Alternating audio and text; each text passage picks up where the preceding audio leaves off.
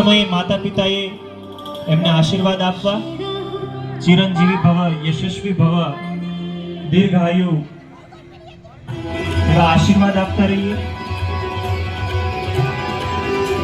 7 પરિક્રમા ગણવાની છે।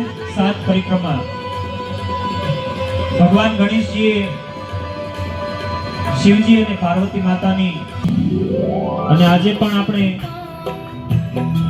કોઈ પણ પૂજાની શરૂઆત કરીએ તો ગણપતિજીનું આહવાન અવશ્ય કરીએ છીએ, કારણ કે તેમને માતા પિતાના આશીર્વાદ છે કે કોઈ પણ શુભ કાર્યની શરૂઆતમાં એ ભગવાન ગણેશજીનું પૂજન અને આહવાન અવશ્ય થાય છે।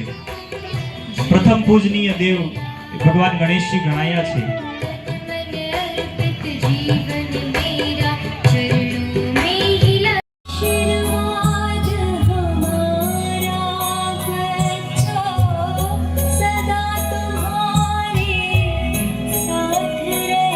माँ बाप ना आशीर्वाद सदाई संतानों की साथे रहे एवा शुभ आशीष आपीए।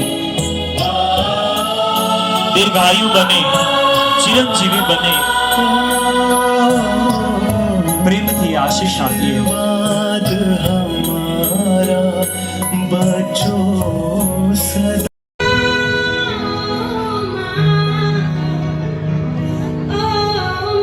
अपना सुख में सुखी, अपना दुख में दुखी, ये लास्ट अंतरा सबसे ज्यादा मेरा फेवरेट है। बहुत सुंदर लिखा है। क्या लिखा है सुनिए। माँ बच्चों की जान होती है,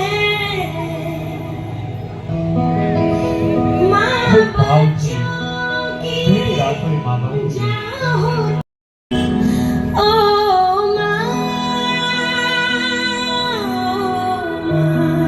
તમારી આંખમાં જો આંસુ આવે ને તો એને આવવા દેજો, કારણ કે આ પવિત્ર પ્રેમના આંસુ છે।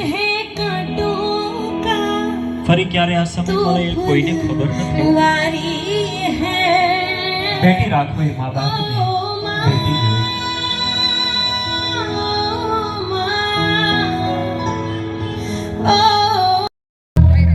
हे मेरे पूज्य माता पिता श्री, आप इस आसन पर बैठिए। मैं आपका पूजन करना चाहता हूँ। आप मेरा मनोरथ पूर्ण कीजिए।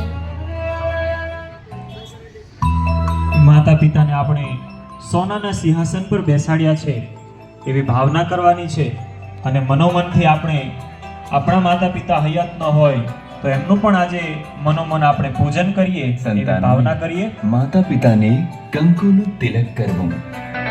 થાળીમાં જે કંકુ આપવામાં આવ્યું છે એના